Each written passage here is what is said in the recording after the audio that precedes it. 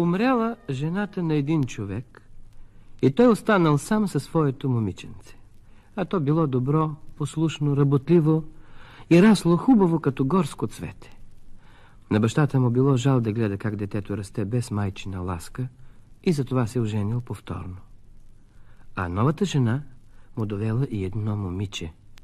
Мързеливо, завистливо, зло, като самата нея.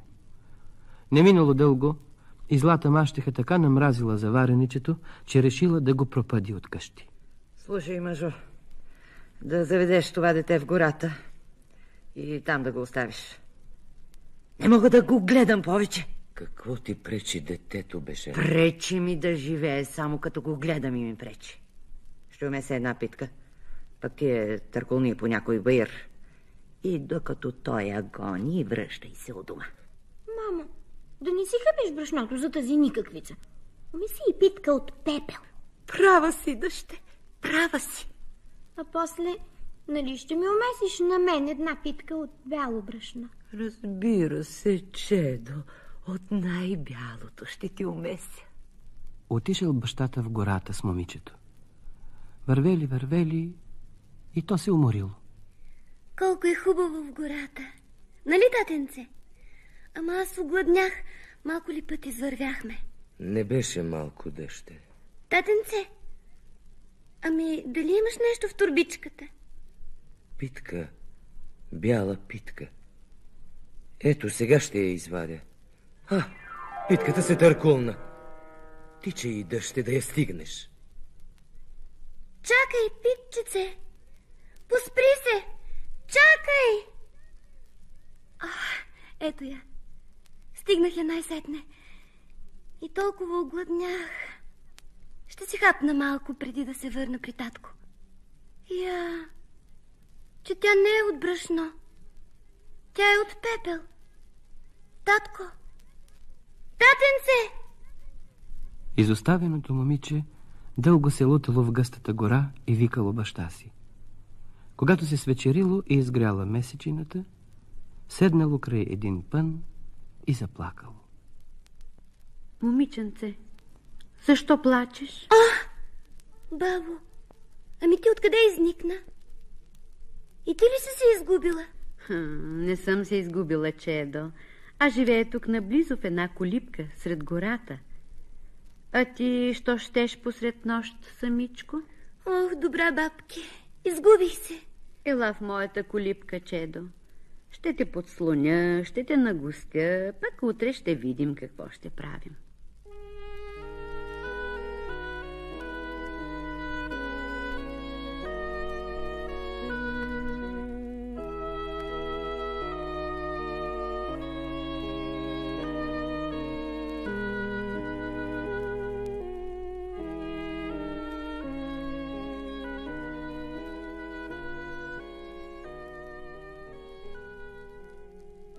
Ето стигнахме. Какво ли правят моите животинки? Какви животинки, бабке?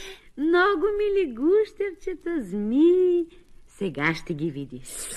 Бабичко! Добър вечер, бабичко, добър вечер. Добър вечер, милички, добър вечер. Води ви една какичка. Добър вечер, какичко. Добър вечер, милички. Не се страхувай от тях, те не хапят. Ами, аз не се страхувам, бабке. Бабичко, гладни си. Тайли, ето кака ще ви нахрани, но и тя е много гладна. Кой ще яде по-напред? Кака първо ще яде. Не, аз ще нахраня вас по-напред, а след това и аз ще си хапна.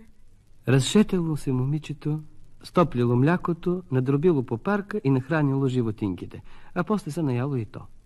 Легнали да спят. На сутринта, като се събудили, и момичето ушетало всичко вкъщи. Ела сега да поседнем вън край реката, чедо. Я виж какво хубаво слънчице е напекло. Добре, бабке, както кажеш. Тази река е чудна, чедо. Мини се става ту зелена, ту синя, ту черна, ту червена. Аз ще седна малко да си подремна, а ти гледай внимателно. Като дойде златна вода и ме събуди. Добре, бабке.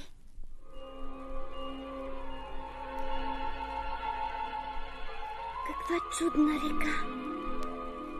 Сега водата й е синя. Синя, като незабравка. Сега става червена, като разцъфнал мак. Сега е зелена като тревата и черна като нощта. Става жълта. Жълта като слънцето. Златна. Бабо, бабички, събуди се. Нали ми каза да те събудя, когато дойде златната вода? Да, сега ще те топна в реката.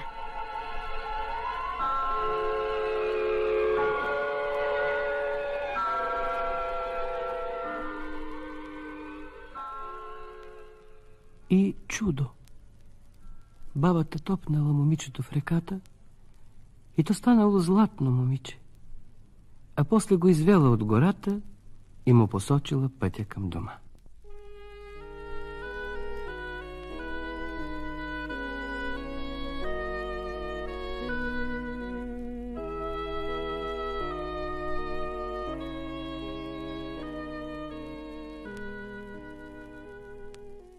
Нашата къщичка.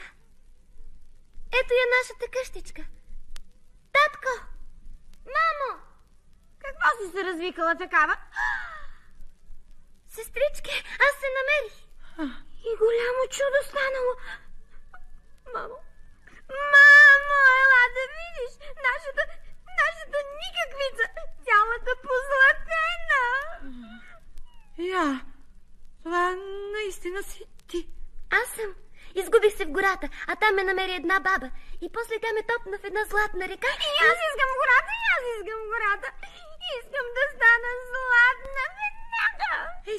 Ей сега, миличка, ще ти умеся една питка от най-чисто бяло бършенце и татко ти ще те заведе в гората. Речено, сторено. Мащехата умесила питка, ама нали този път била за нейното момиче, 2 пъти пресяла чистото бяло брашно и на другия ден изпратила мъжът и момичето в гората. Нищо повече да ходя, уморих се. Не искам повече. Ама нали трябва да търкулна питката, дъще? Търкува я по-скоро и по-наблизо, че не ми се тича след нея да я гоня. Добре, да бъде, както казваш. Ето, търкулна се. И нали ти казах съвсем леко да я търкулнеш? Момичето не отишло да гони питката, а малко се поотдалечило. Седнало под едно дърво и заплакало, ама нарочно по-високо, че бабата да го чуе по-добре. Момиченце, защо плачеш? Не виждаш ли защо? Изгубих се. Ти пък откъде се взе? Живее наблизо в една колипка край реката. Тогава какво чакаш, че не ме заведеш там? Гладна съм, искам да ям. Ела, чедо. За добрите деца при мен има всичко. Хайде, води ме.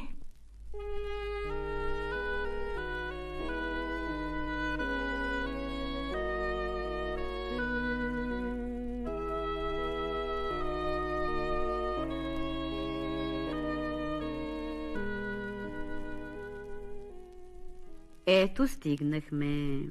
Да видим сега какво правят моите животинки. Животни ли? Какви? Много мили гущерчета, змии. Сега ще ги видиш. Не искам. Добър вечер, бабичка. Добър вечер, милички. Води ви една какичка. Добър вечер, какичка. Какви са грозни. Не се страхувай от тях, те не хапят. Не обичам такива животни. Гладна съм. Бабичко, и ние сме гладни. Ей сега, бабините, ей сега. Ама и кака ви е гладна, не мога едновременно на всички да дам. Кой ще яде по-напред? Тя или вие? Каква си глупава. Че да се знае аз.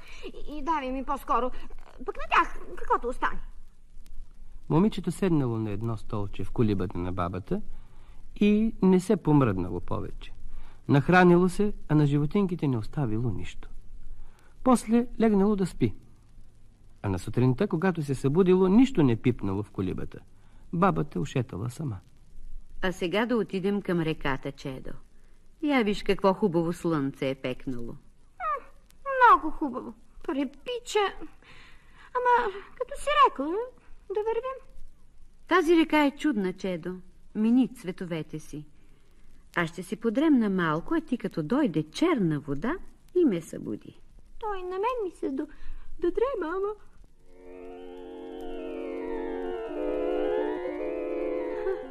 Каква река? Никаква. Сега водата е синя, сега червена. Каква е жълта? Чакай да си топна малкото пръстче. Пък сега черна идва.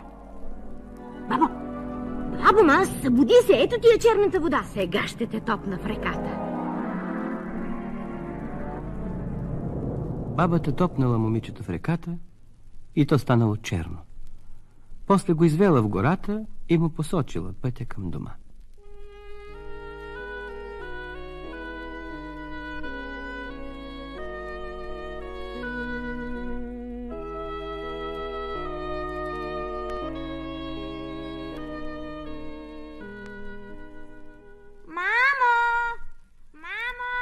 Защо не излизате да ме посрещнете всички? Ето ме, дойдох! О, леле, божечко, какво е станало с хубавото ми момиче? Ама ти къде си се пъхала, че си станала черна като дявол? Аз сама не съм се пъхала. Тя, проклетата баба, ме натопи в реката. Я ми дай огледалцето да се огледам. О, леле! Минали години. Двете момичета расли и порасли, станали моми за женени.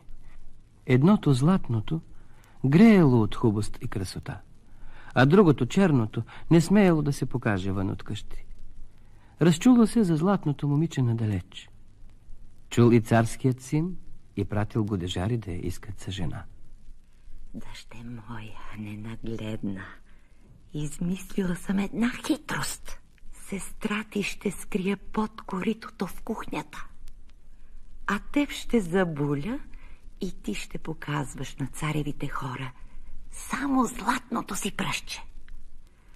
После като се ожените и да види, че си черна, вече нищо не може да стори.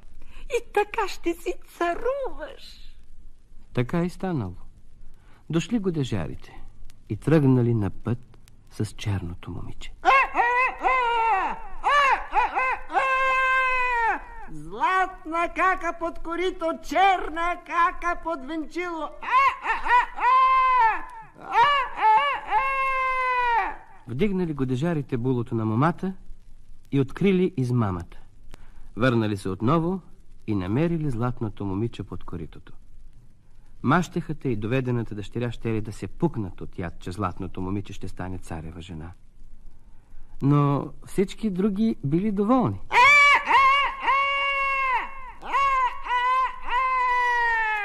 Златна кака под венчило, златна кака под венчило.